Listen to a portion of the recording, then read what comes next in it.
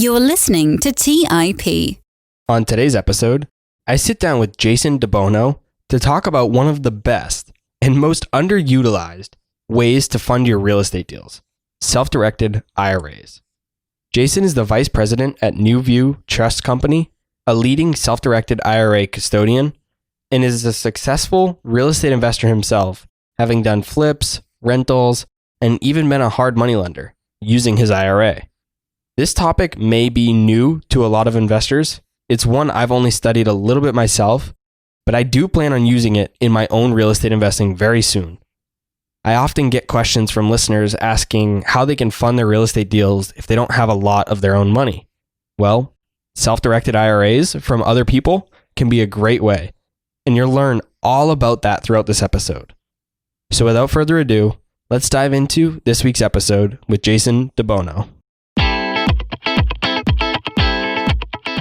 You're listening to Real Estate Investing by the Investors Podcast Network, where your host, Robert Leonard, interviews successful investors from various real estate investing niches to help educate you on your real estate investing journey.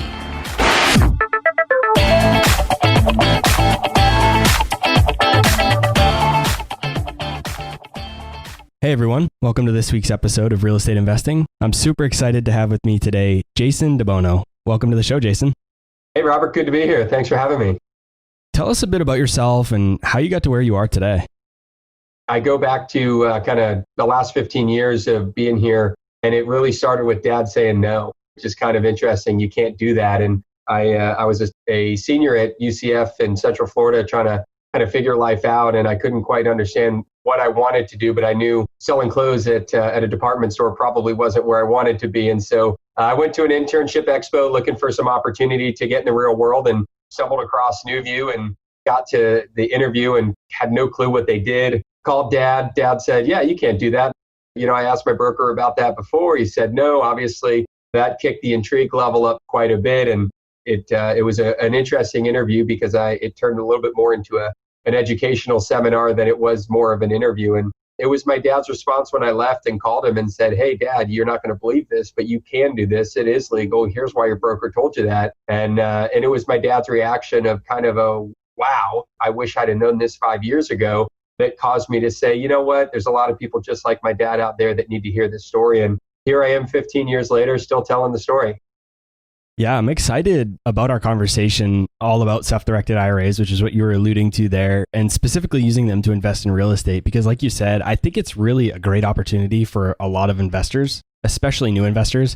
And I think it's often overlooked. I think a lot of people aren't aware of it. They think it's not possible, you know, whatever the case may be. They just don't think it's an option for them. And we mention it in passing a lot here on the show because I think it is a great strategy, but we've never dove deep into it. So I'm excited to do that with you today. So first, tell us, what exactly is a self-directed IRA and how is it different than a traditional or Roth IRA that people listening to the show probably have? Well, for starters, what's interesting is it's not different. Self-direction is not a type of IRA. So you can still have a traditional or a Roth or a SEP or a simple or a solo 401k, an HSA, an educational savings account. Those are all plan types as defined by the IRS. What differs between them is what the custodian limits you to. So when we use the term, self-directed IRA, it's really to help people understand if you take your IRA and go to a Schwab or Fidelity, they're only going to let you buy stocks, bonds, and mutual funds, right? Wall Street-based investments. A true self-directed custodian like NuView is going to let you buy whatever you want. So it's not just stocks, bonds, and mutual funds. It's all the Main Street investments that come along. And that's where the real estate and all these other investments come into play. So when we talk self-direction, the IRA type is still critical, but self-direction gives you the choice to pick those investments inside whatever IRA you desire to establish. And you mentioned that your dad's broker didn't want him to know about this. And I'm assuming this is probably a stockbroker or more on the traditional sense. Why didn't your dad's broker want him to know about self-directed IRAs? I'm going to speculate a tad, and it's a good question because there's no right answer to it. And I'll tell you this, Robert, the answer probably would have been different 15 years ago than it is today. I think 15 years ago, when information wasn't at everyone's fingertips, it was a very selfish decision, right? Whether they knew or didn't know about it, likely it was just to keep him from moving his money out of his control. Today, I think most advisors understand that there's a place for it.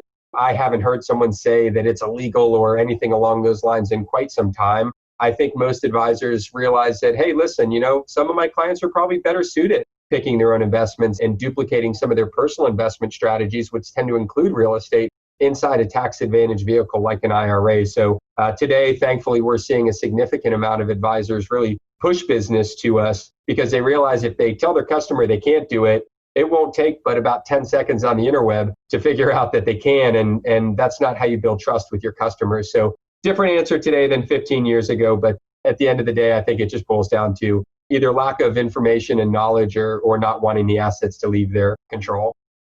That's why I asked that question, because I kind of knew what I thought you were going to say. And that was exactly it. Because when somebody's your advisor or your broker or something along those lines, they often get paid as a percentage of assets under management or something along those lines, or even commission based on what you're purchasing and selling. And if that's the case, if you take your assets out of there, you're not going to be making them any money. So a lot of times they want to keep it in. And so it's interesting to hear that. And I think, like you said, just because of how much information is available, I don't think that's as prominent as it today as it was back 15 years ago. But I think you do still see it happening. And that's why I wanted to bring it up, because if people hear from someone else, whether it's their broker or even if it's family or whoever it may be, if they hear them telling them that, just realize that's not true. They're probably either misguided or potentially just trying to lead you down the wrong path for whatever reason. And I would encourage you to look at incentives, because that will often lead you to why you're getting the answer you're getting.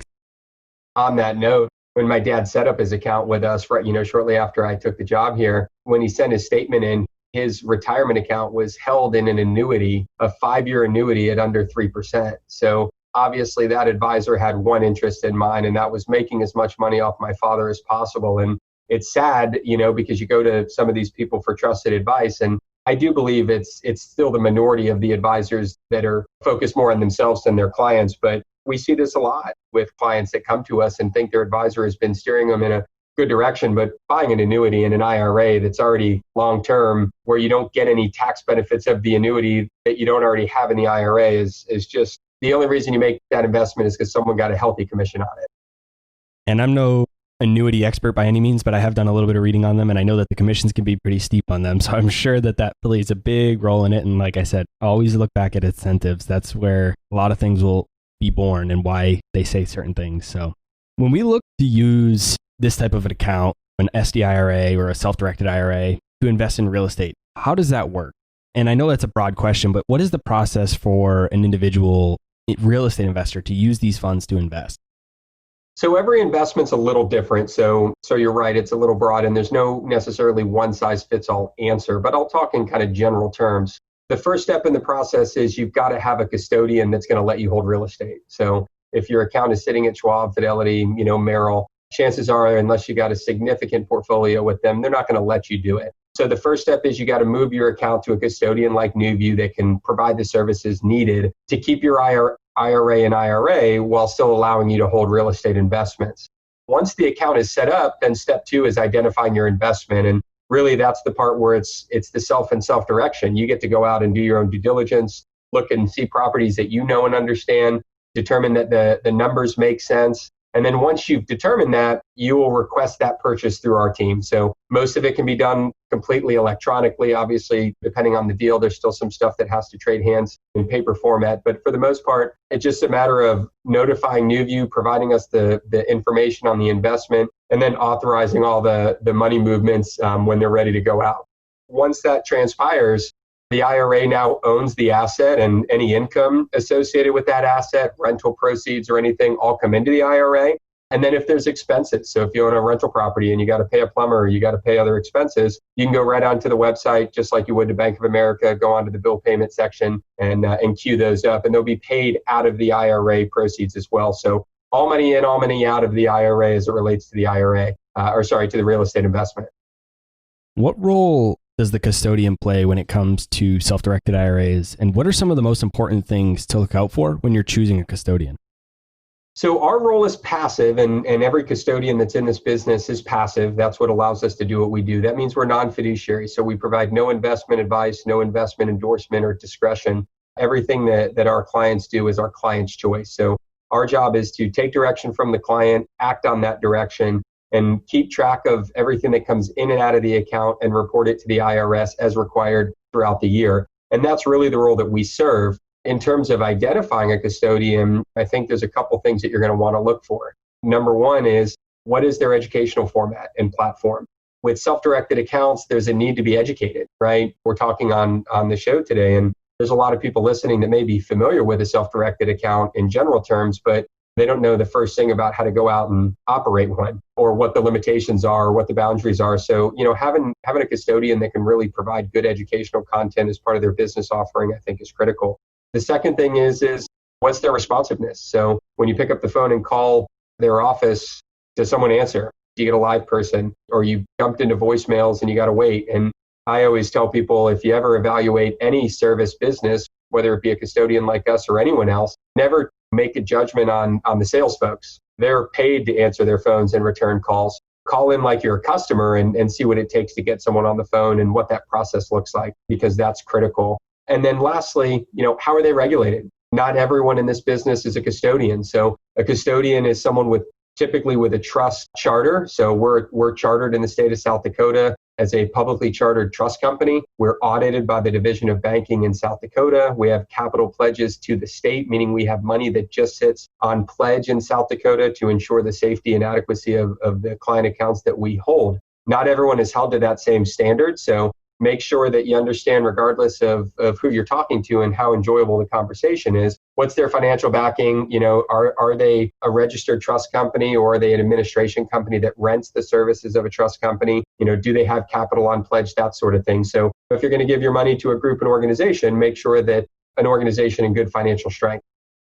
If the custodian that somebody's going to use, such as NuView in this case, if they're not able to give financial advice, which makes sense, who would they go to for that type of advice? Who would they speak to? Is it a CPA? Is it an attorney? Is it someone else? Is it a different professional that would be able to give them more guided, specific SDIRA feedback or just advice?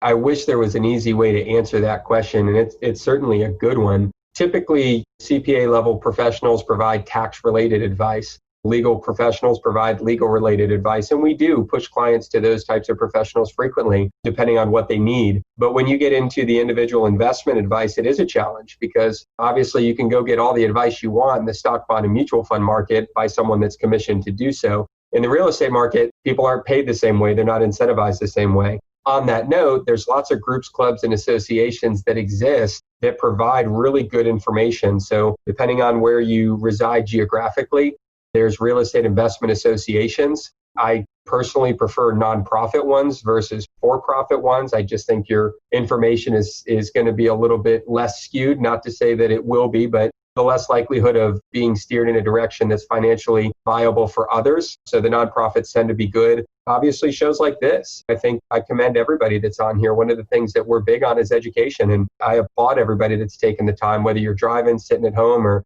whatever it is you may be doing. You're getting functional use out of your time and really getting some good quality information. So it is an amalgam of ways that you're going to have to get it. And you've got to source it well, because as the old adage goes in the old commercial, right? If it's on the internet, it must be true. You got to be careful that you source it from the right places. So there's lots of good information out of there. Very little of it you should have to pay a premium for, but it is worth investing in your own knowledge and paying a few $100 to hear someone that's been there, done that, and you can learn from their experience. A few $100 is a lot cheaper than gaining the experience directly.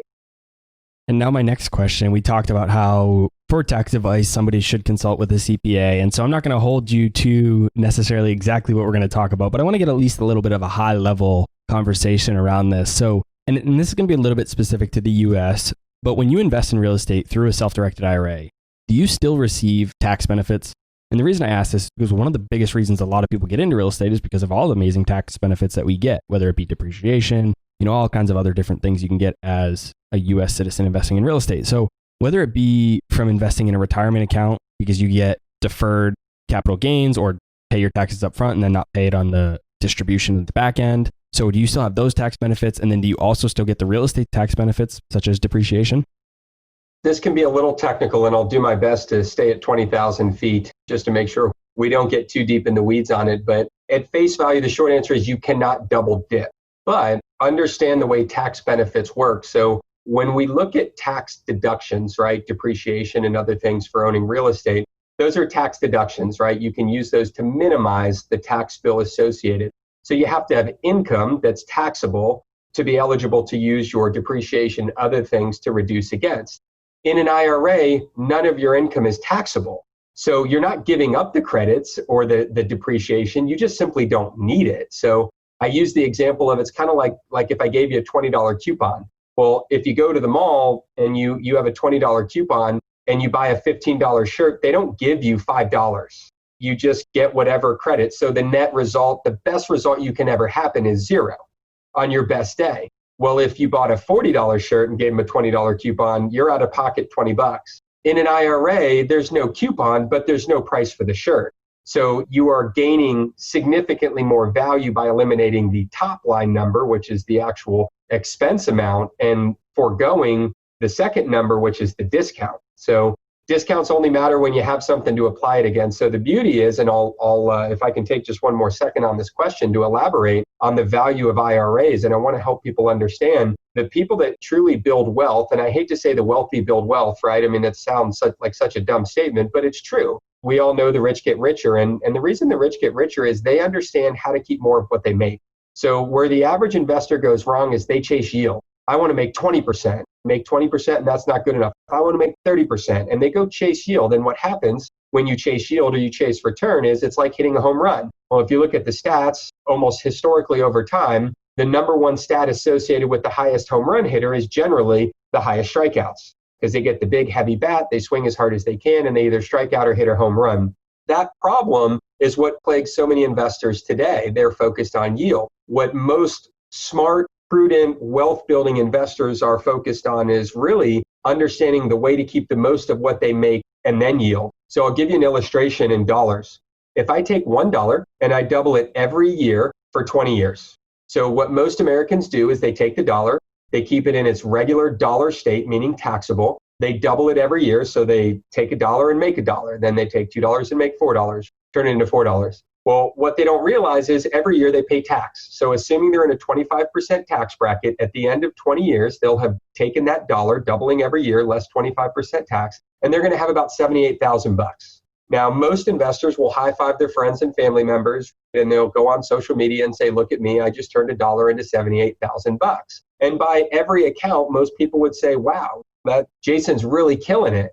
What they don't realize is the same dollar into the same investment, doubling every year, but done through a tax-advantaged account. So the wealthy investor says, I'm going to take that dollar and I'm going to put it into a retirement account first or some tax vehicle.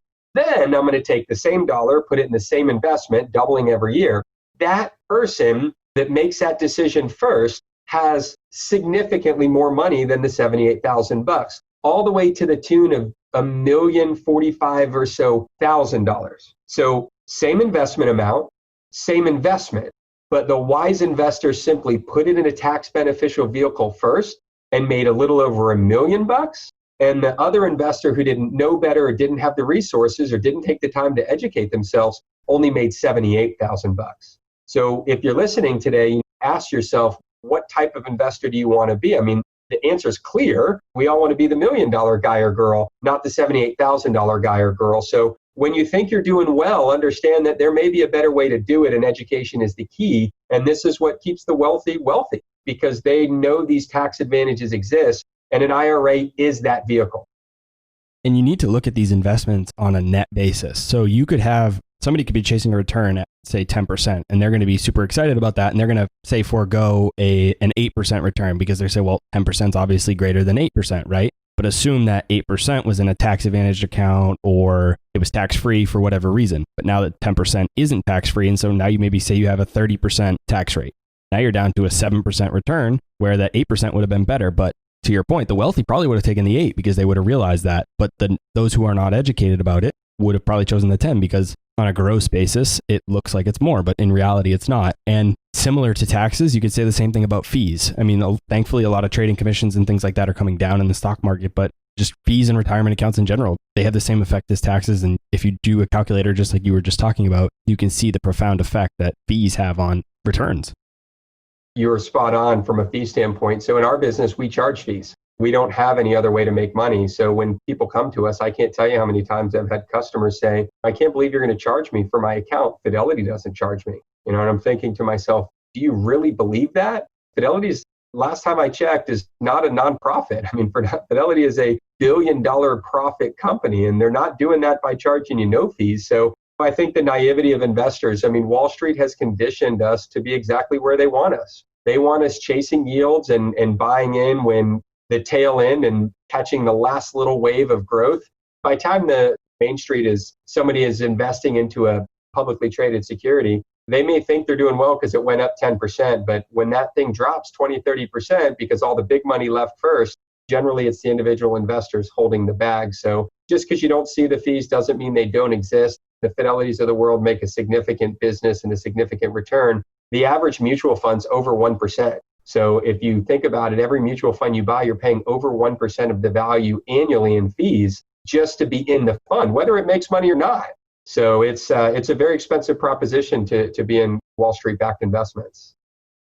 And I'm not saying that investing in the stock market is bad. I'm a big stock investor myself. I love doing that as well as real estate. But to your point, it's not free. There is no free lunch. And a lot of people think that they're not paying any fees because trading commissions went to zero. But what they're not realizing is that's in the bid-ask spread. So you have the bid and you have the ask, and there's usually a spread there. And where do you think that spread goes? It has to go somewhere, and it goes to the brokerages. And that's one of the places where they make a lot of their money. And I mean, to your point, they also have the mutual funds that have much higher fees as well. So there is no free lunch. And although you're not necessarily seeing it as a deduction in your account, you're paying that on the front end, or it's there in some way. So definitely wanted to mention that as well. So I've mentioned that I've studied self-directed IRAs a little bit. And so I know there's some strict guidelines and rules around how you can use these funds when you're investing in real estate. Please walk us through how some of the most common rules or laws regarding investing in real estate using a self-directed IRA. The first thing I'll say is kind of think about that example I said, right?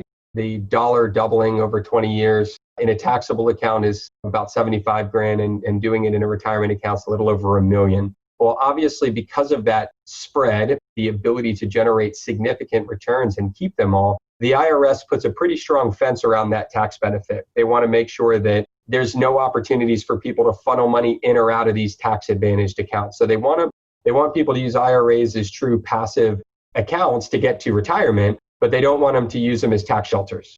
So the way that they set the rules up is twofold. And for those with kids, I think you guys will all understand this. And without, I think you'll get it too. The rules are kind of the same way that we parent our children. So I've got a 9-year-old and an 8-month-old, and we generally don't walk around and say, you can do that, you can do that, you can do that, right? How do we parent our kids? Don't touch that, don't eat that, don't climb on that. And the idea is that if we tell them all the things they can't do, it'll help create the framework of what they can do. And the IRS guidelines around self-directed accounts are just like that. So maybe that's the IRS's way of saying we're kind of like toddlers. And there's probably some truth to that to some degree. But the way the rules read is very simple. No life insurance, no collectibles. So if it's considered a collectible in any way, shape, or form, or falls under the life insurance family, you cannot buy it inside an IRA. It's expressly prohibited. So if you wanted to go out and buy artwork or gems or rugs, antiques, they even consider alcoholic beverages, in there to keep people from putting vintage wines and other things into their accounts. It's all expressly prohibited, pretty straightforward. The second rule, and it's rule 2 of 2, is they want to make sure that the IRA as its own entity, this tax deferred entity, they want to make sure that it only does business at an arm's length. And to ensure that, they put a list of people they don't want that entity doing business with. Those people include you and your spouse, people above you, so your parents and grandparents, your lineal ancestors, and then your lineal descendants, children and grandchildren. By extension, spouses and businesses of any of those parties. So what that means is the IRS says there is no way that Jason's IRA is going to invest at an arm's length, meaning fair market value, with Jason's dad. There's too much incentive for me to get a premium of income, right? Because it all goes in tax-free, maybe a way to pass generational wealth. And so the IRS says, we're not going to police it, we're just going to prohibit it. So even if you think the deal's at a fair market rate, it doesn't matter. You can never do business with you, your spouse, parents, grandparents, children, grandchildren, and the businesses and spouses of any of those parties. So if that's the case and somebody hears that, how can I use my money in a self-directed IRA to invest in real estate?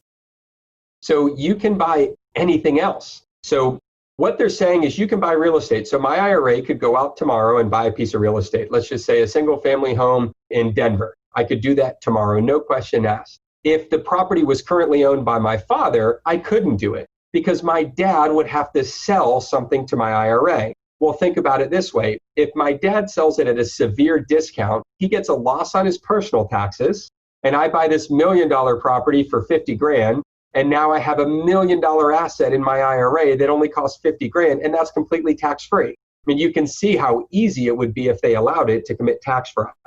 So they say, we're not going to even police the fair market value. We're just going to tell you can't do it.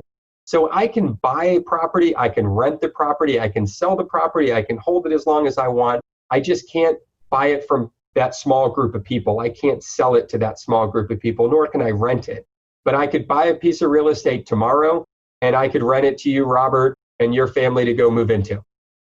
So that's the clarification that I was looking for, is you can do the purchase yourself. You just can't purchase it from somebody or sell it to, like you said, or rent it to one of those named people. But you can do the deal yourself. I was under the impression that you actually had to give that money to someone else to invest. So I thought, Jason, if you and I were going to invest in a deal together, say I had an SDIRA, I'd have to give you the money and then you could invest it in your own deal, but I couldn't actually use the money myself. But that sounds like that's not the case.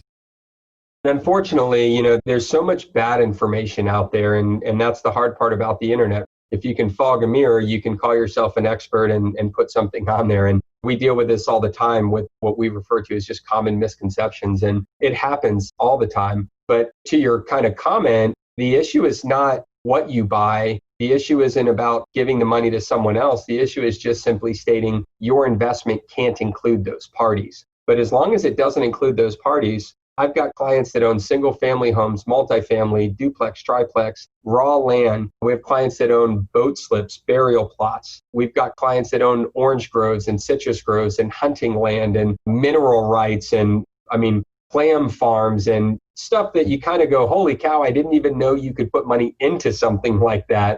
It just seems so esoteric, but all of those investments are permissible. It's not the asset class that's going to get you in trouble. Any of those investments, so long as you're buying and selling with unrelated parties and leasing to unrelated parties, if applicable, you got no issues at all. Buy whatever you want. If you want your transaction to involve some of those disqualified parties I mentioned, then you're likely going to stub your toe because the IRS wants to ensure that you're only investing for the benefit of the plan at retirement. And again, let's face it, as honest as I think I am, if I bought a piece of property from my father through my IRA, it'd be way too attractive to buy it at a discount for the reasons I've already mentioned. So the IRS knows that, and even the best of taxpayers and the most honest of taxpayers are going to skirt the law if they didn't put those rules in place. So how can someone leverage a self-directed IRA that someone else has to raise money for the deal that they're doing, their real estate deal? So this is the other people's money story. And this is where IRAs really play a big role. So there's two types of people with IRAs out there. There's what I refer to as passive and active, right? And that's very profound. And I didn't necessarily make that up myself. But the reason that it's important to categorize people into that bucket is because it depends on what they want to do.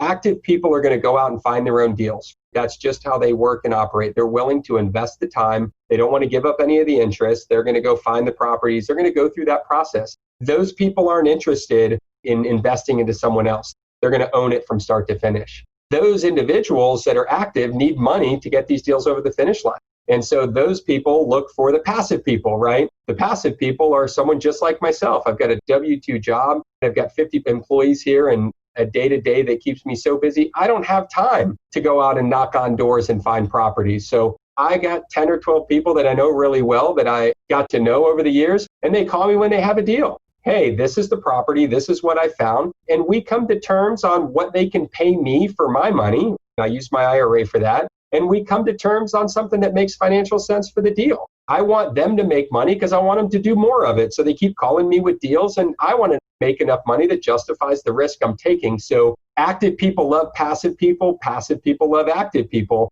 So if you're one of those active investors, as you're out talking to people about investing with you, there's nothing that would preclude them from using their IRA for those investments. And I'd even take it a step further to say it's actually benefits everybody if they do, because the passive investor gets the tax benefit and they don't have a strong need for that money today. So if you're investing, you're not under a time constraint. Whereas if I were to invest with you, Robert, if you're the active investor and I'm the passive guy, if I use my personal money, I may be calling you 6 months from now because COVID hit saying, hey man, what's going on? I need my money, right? I lost my job or whatever it is. But if it's in my IRA, that's the last money I'm ever going to touch. So it's patient money, and that benefits the passive investor, but really benefits the active investor. So what is the best way for a real estate investor who's looking to raise that capital for their deal to easily and effectively educate someone else, a third party, on how they can convert their other retirement accounts into a self-directed IRA and invest in their deal? So this may sound like a weird answer, especially considering I'm on the IRA custody side, but you're not going to educate someone on the IRA portion. And I know that may sound, again, contrary to what I do as a business, but your job as an active investor when trying to raise money, whether it be from one investor or 1,000 investors, it's the same. The first piece of importance is you got to make sure the individual knows you, understands what you do, trusts you, and likes the deal.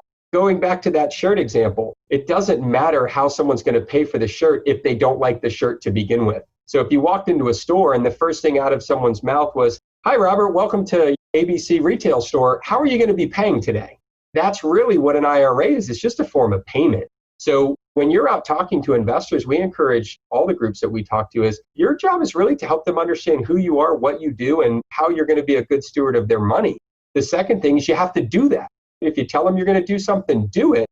The third step, once they say, wow, that's really cool, how do I engage, or I'd like to learn more, do more, that's when the conversation comes in to say, hey, I don't know if you know this or not, but I learned on the Real Estate Investing Podcast that I could use an IRA for an investment like this, and I wanted to pass it on to you in case your money was locked up in an IRA. I've got a resource that I can refer you over to that can walk you through the process. They're not going to help you on the investment side, that's my job, but they can help you understand how this type of deal works in an IRA, if that's of interest to you. If not, if you want to pull your pen and checkbook out and write me a check today, I'm not going to slow that process down either. I just wanted you to know there's another way to do it in a tax advantage manner, if that's of interest. Given that there aren't as many people that have just $50,000, $100,000 sitting around in a checking account that can invest, but there's a much larger pool of people who have retirement funds that could invest, how do you navigate that dynamic that you just mentioned? Because I think you made a really good point. And I think, like you said, you don't want to go there and ask for payment right away until you have a relationship. I really agree with that idea, and I like that idea a lot. But how does an investor not waste their time on building that relationship with someone and then them not being able to even fund their deal, or not follow through with their self-directed IRA or whatever the case may be? How do they not understand that they're going to be a real viable investor without talking about that up front? Great comment, because you're right. I mean, it's a little bit of threading a needle that can be difficult. You obviously want to qualify that investor before you spend hours telling them all about how wonderful you and your investment are, only for them to say, sorry, but I don't have a dollar to my name. And again, I think the tightrope that you're walking is introducing the monetary discussion before you've given them a chance to understand what you do. But generally, if you're raising money from someone, I mean, you're generally familiar with basic levels of qualification. There should be a couple of questions that you can ask to determine if someone's eligible to even participate in a deal. So in our world, just to give you perspective, our qualifying questions really are, do you have a retirement account? And are you interested in alternative investments? If the answer is no to one or both of those, you just don't need our service. So I would encourage everybody that's out there to kind of list a couple of very generalized qualifying questions that you can work into the conversation early on. So if I'm going through this, I may ask the question like, hey, Robert, if you're interested in kind of what you hear today as we talk about this investment, are you even willing and able to participate in this offering if it was a $50,000 or $100,000 minimum? And so you may be able to ask some generalized questions that are IRA specific that give you that. And you can always probe a tad bit more depending on that answer to say, and just by the way, one thing that I like to share right up front is this investment is IRA eligible. So if you've got money in a retirement account, we don't have to get deep into it right now, but I just want to give you a heads up. This is something that a lot of our clients use retirement money to participate in. Is that something that may be of interest to you? To go back to the point about limitations for a second, does a real estate deal that's using self-directed IRA funds, does it have to be fully funded by self-directed funds? Because I thought I had heard in the past or read about that you couldn't commingle money. So you couldn't have one investor that's just bringing in taxable cash and then another person that's bringing in self-directed IRA money. This may be another one of those kind of unfortunate misconceptions out in the marketplace. Obviously, everything we're talking about is in general terms. It doesn't mean it universally applies, but it applies more often than not. There is no limitation on commingled funds. Where you have to be careful with commingled funds is commingled between related parties, people on that list. But, again, using you, Robert, as the active investor, if you came to and said, I'm going to go out and do an office building deal. I've got it under contract. I need $1 million to take it down, and it's going to generate 12 to 14% for my investors, just using some round numbers. As you're out, if you're going to go find $10,000, $100,000 investors, it doesn't matter if Sally uses her IRA and Billy uses his IRA, and then Mikey pays personally, and Jimmy pays with a trust, and Donnie pays with a corporate account that they may have. There's no limitation because each investor is treated individually, kind of like when you buy stocks. Microsoft can have investors that use IRAs and non-IRAs and personal and joint. So there's no limitation there as long as it's clearly defined what each investor owns and what each investor is entitled to in terms of pro rata interest in the investment. There's absolutely no limitation on commingling money, even down to potentially, and again, I'll say this with a big asterisk that you want to make sure you understand this as a little bit more of an advanced approach. But if you have that deal, and I'll just use myself. I have a 401k through my company that allows us to buy and sell real estate, right? It's fully self-directed, which is pretty rare. I have an HSA account, which is tied to my high deductible health insurance plan. We have an ESA account for Tyler, our 9-year-old. So if you came to me with an investment, that office deal, I could put $50,000 from my 401k into the deal, $20,000 from my HSA into the deal, and $10,000 from my son's ESA, because each individual account is a unique individual investor to you. So I've not invested that money with each other because my 401k is not paying anything to my HSA and my HSA is not paying anything to my son's ESA. They're all individual investors uniquely titled to your investment. So there's some strategies that can be deployed to put money to work together and alongside disqualified parties, so long as you don't transact with each other, which is, again, sorry to kind of get a little advanced there, but I wanted to drop that nugget because it's a fantastic strategy and very candidly, one that I've deployed for the last 15 years. No, I think that's great. And I think this is really, really interesting and important information. And I'm really glad that we're having this conversation because, like I said, I've read a little bit about it here and there online. But as we've discovered throughout this episode, there's been some misconceptions that even I've had just from the things I've read across Google or other resources. And then we've had other people on the podcast that have briefly mentioned SDIRAs, in passing, but we've never done a full deep dive. So it's really interesting to hear all of these different intricacies and all the different things you can do with these funds. And I think it is a great opportunity for a lot of investors. So how does leveraging these funds impact somebody's ability to obtain traditional bank financing? Or does it even impact it at all? So if an investor wants to leverage the IRA itself, so in the example of you as the active investor and me investing my money passively through my IRA with you, it really doesn't matter how you finance the property because you as an individual can finance it however you want because you're buying it personally, right? But if my IRA is going to go acquire a property and it's going to be the owner, I can use leverage. And this is very, very powerful. I do have that luxury. And I'll just go so far to say very, very simply, you cannot leverage your IRA to buy stocks and bonds. Not because it's not allowed, because no bank or anyone out there will ever write you a loan on stocks in an IRA because the loan has to be non-recourse. And non-recourse means that it's really an asset-based loan, not a person-based loan. So if you think about it, if, Robert, you walk into Bank of America and say, I want to go buy that property, it's X dollars, they're going to look at you and say, okay, how much money do you make and what's the likelihood that your income will provide enough over the years to pay the mortgage? They're looking at your ability to pay the loan. In a non-recourse loan, the bank is saying, I don't care about you, Robert, I care about the property you're buying. So they're going to look and say, what is the property's ability to generate enough money to pay the loan back? So it has to be income producing property, but non-recourse loans exist all day long. They exist pretty heavily in the commercial space. $1 million strip plaza, nobody's personally guaranteeing that stuff, right? Or a $10 million apartment complex. They're not worried about a personal guarantee. They're looking for the property's ability to generate income to repay it. In an IRA, what's awesome is you can go get a non-recourse loan and leverage your account. So my dad, I told the story about him from the get-go. My dad owns 2 properties in his IRA today that both have leverage. So he has 2 loans on the properties. One is bank financing. So he went to a bank and got non-recourse financing. And the second is a private loan. He went to a private lender and somebody that had money that was looking for a decent return, and they loaned the money via non-recourse loan. And those are both held in my dad's account. The way it works is simple. So property A has a $900 mortgage and it rents for $1,200 and collects the $1,200, pays the $900 out for the mortgage, PITI, and whatever's left stays in the account. And the goal is that, you can pay the property off or use that leverage to buy multiple properties and build steady streams of income. So who is a self-directed IRA good for? I think it's good for a lot of people, but who is it specifically good for? And then on the other side, who might it not be good for? Well, a self-directed IRA is really good for anyone that has any sort of either desire or aspiration or knowledge in Main Street investments. So most of our customers, and I won't say all, but most of our customers, they already have some inclination to alternative investments or Main Street investments. So these are likely people that have already invested in real estate. They've already owned a rental property or done a passive investment deal. Not many people come to us and make the very first non-stock investment they've ever made in their IRA. So generally, it's people that already have an interest level. I mean, think about it. How many people listen to this podcast? Everyone on here is a prime candidate. You're taking the time out of your day to understand how to be a better real estate investor and understand it. Well, why wouldn't you take that knowledge and put it to work in a tax advantage vehicle like your IRA? So that's really our primary kind of core customer, is someone that's doing something like this already in a taxable account.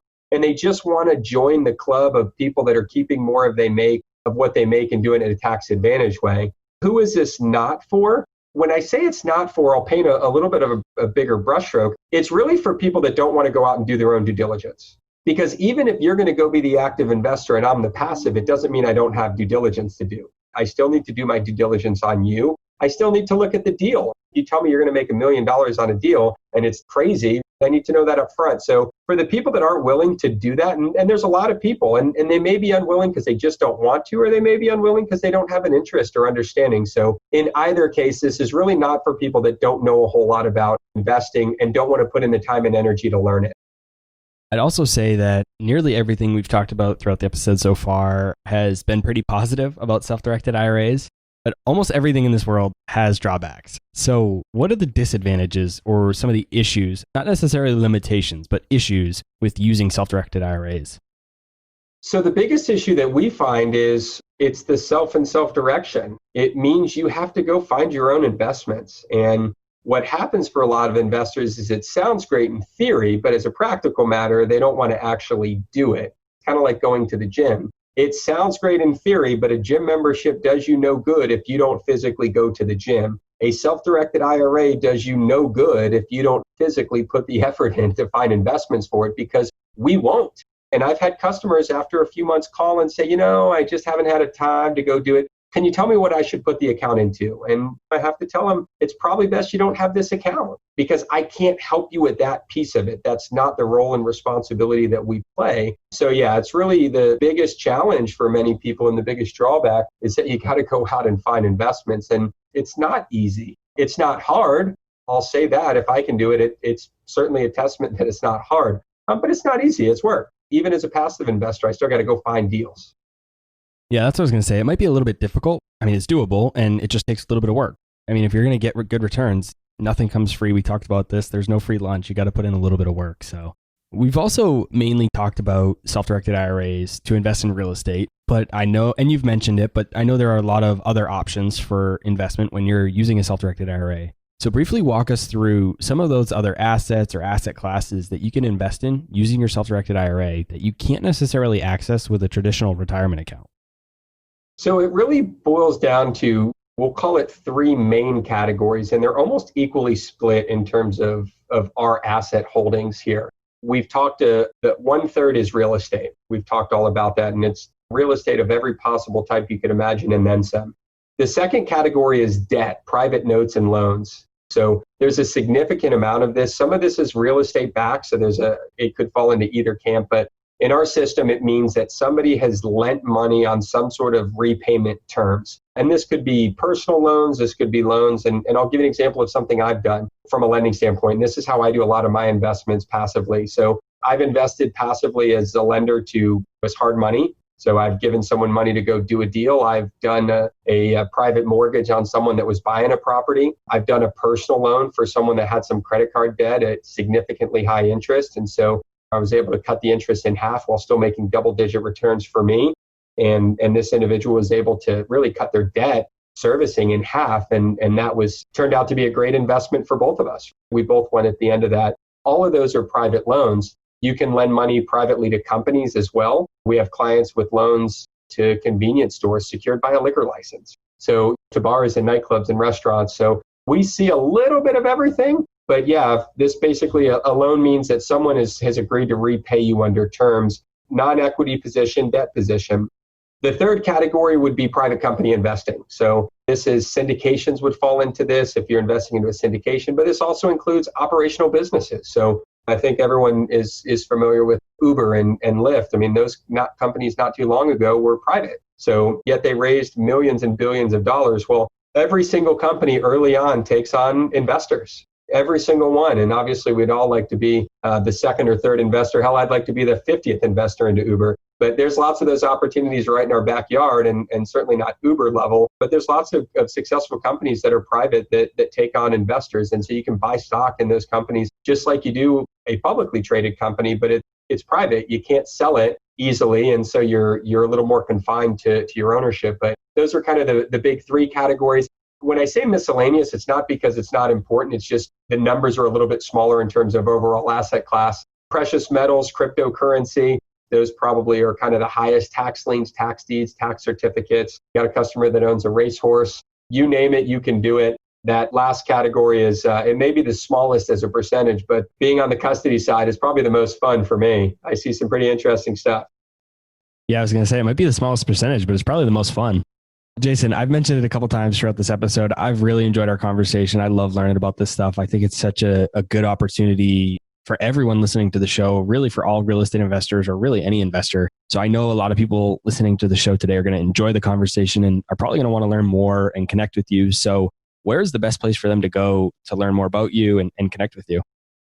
First place that I always recommend is our website. It's NuViewTrust.com with a U, NUVIEW trust.com. The reason I suggest the website, there's so much educational content. Obviously, all of our contact information is there, so you can certainly get a hold of us should you choose to engage. But even if you just wanted to go on there and go to our blog section, there's hundreds of pre-recorded videos and things that we've done on a variety of topics. So obviously today our conversation was pretty general, even though we covered a lot. But there's a lot of things we talked about that we drilled down. And so we talked about getting a loan in an IRA. We have a 30-minute to an hour program just on that. And so we get deep in the weeds. So if that's where your interest level is or any particular asset class, or I mentioned I use my HSA and ESA to invest in real estate, which people think is like the coolest thing ever. And there's presentations that are just geared to that. So our job on the website is to educate you. We want you to be informed and understand how to do it. So without a doubt, spend some time there, kick the tires a little bit. And if you feel like you've got questions or want to understand how it applies to your situation,